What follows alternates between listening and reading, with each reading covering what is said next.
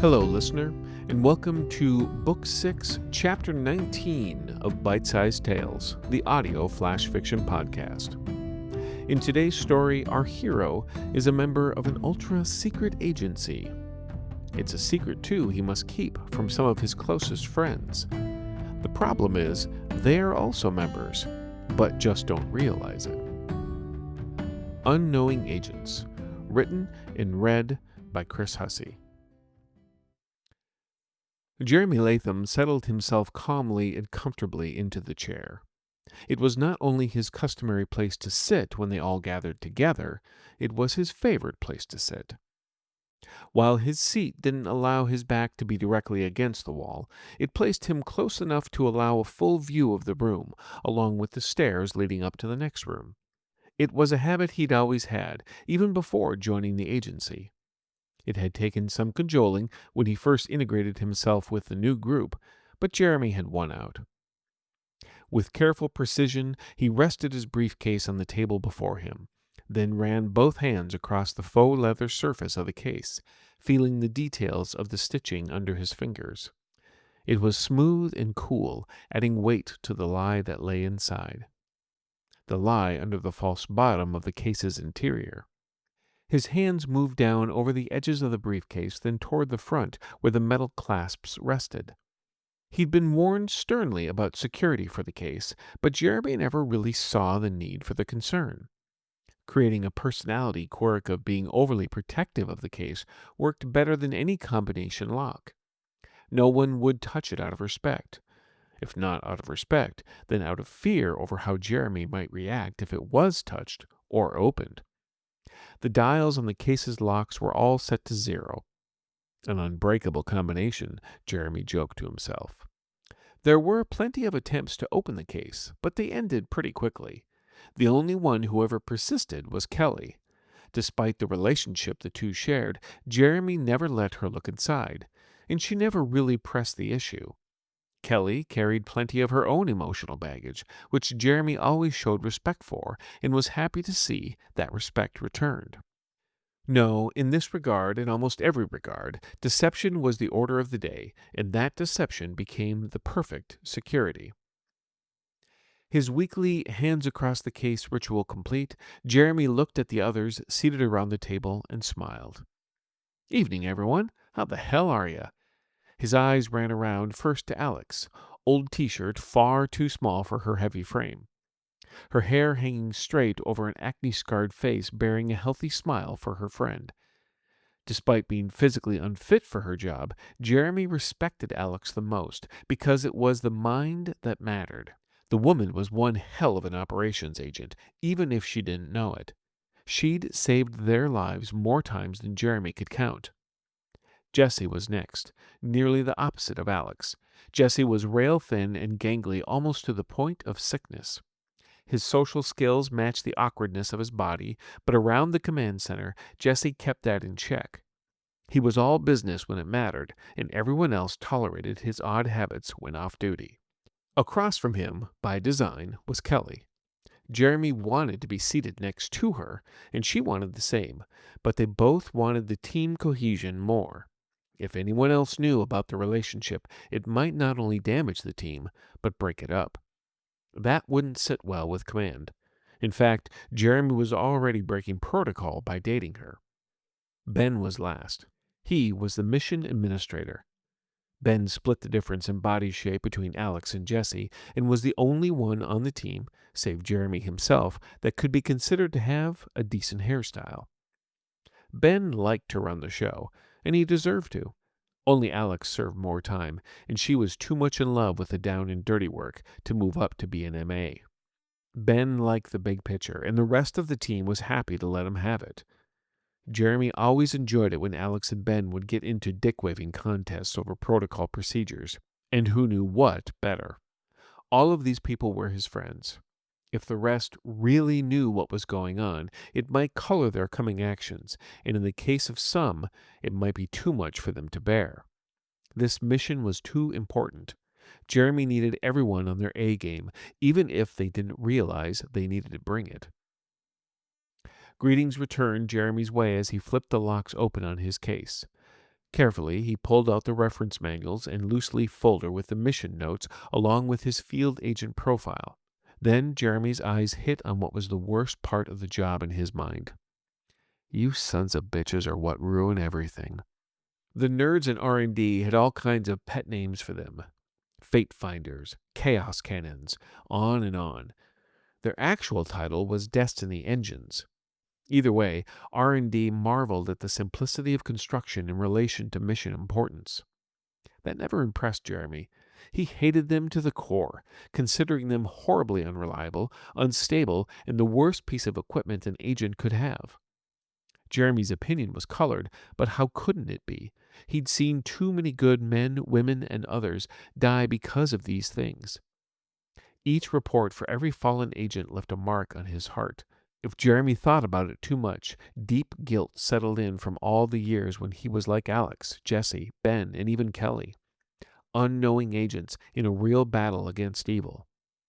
The death and destruction he'd left in his wake during those years was immeasurable, and yet he always was forced to joke about it with those who didn't know better. And it was going to start again in mere minutes. Jeremy remembered what an egghead said to him one day after Jeremy had an outburst over his frustration with the DEs. Well, Jer, at least they're pretty. That comment earned the tech a black eye and Jeremy a formal reprimand. What made it worse, Jesse said the same thing to him around the command table on the next mission. Jeremy wanted to teach the skinny bastard the same lesson, but Jesse would never be able to grasp how he had just casually referred to the lives and deaths of so many people. Jeremy, you ready? Ben asked. Jeremy looked over at Ben. He looked ready. His screen sat in front of him, mission notes just in front of it. He had to be ready. That was the MA's job.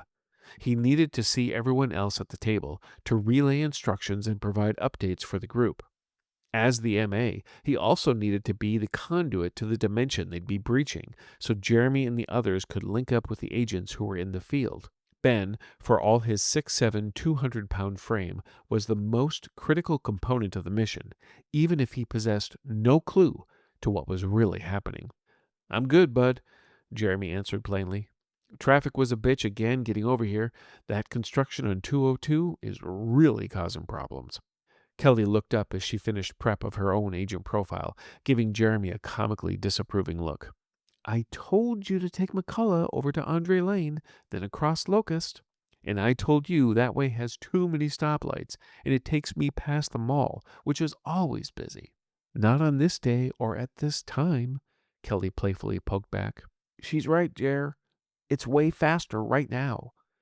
Now Alex was piling on.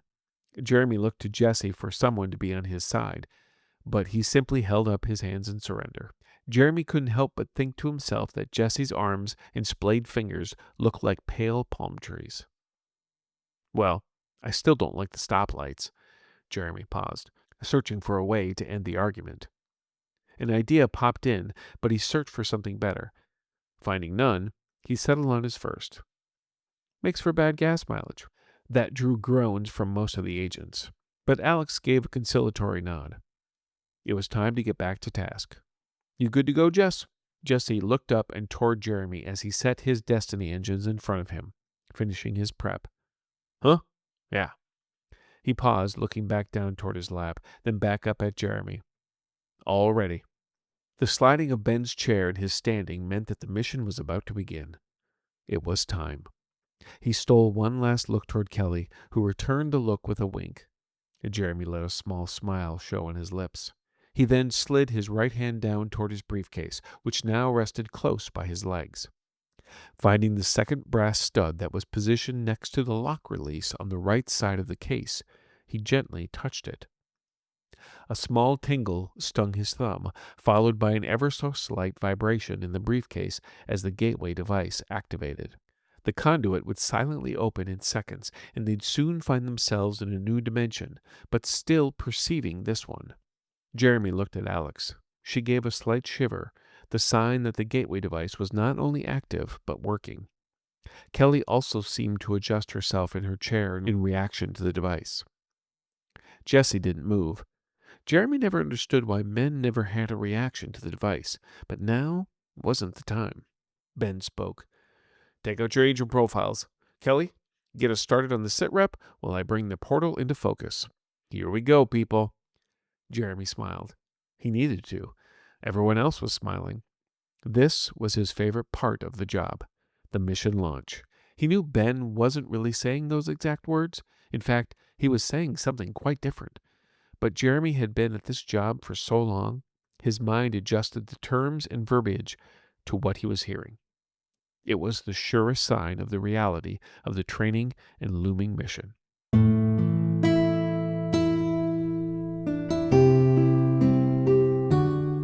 Author's note.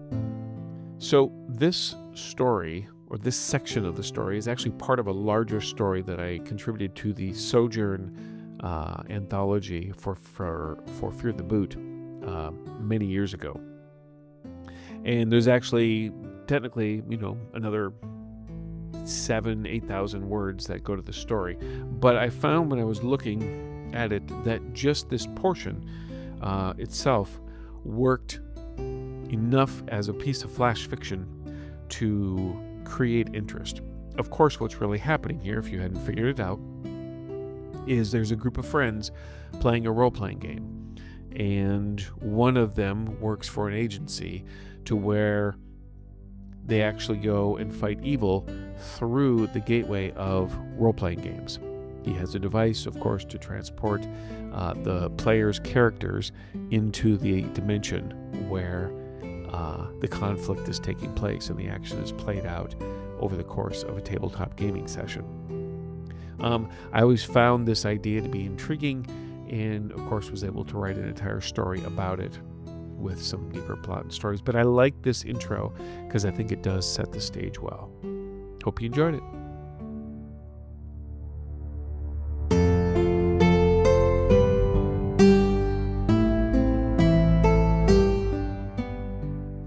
This chapter of Bite-Sized Tales has been brought to you under a Creative Commons Attribution, Non-Commercial, No Derivatives 4.0 International License. Intro and outro music is Fantasy Motion by Alexander Nakarada. If you've enjoyed what you've heard today, we greatly appreciate reviews and recommendations to your friends.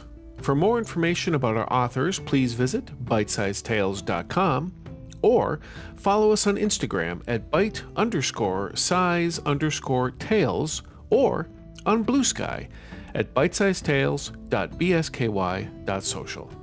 We look forward to reading to you next time.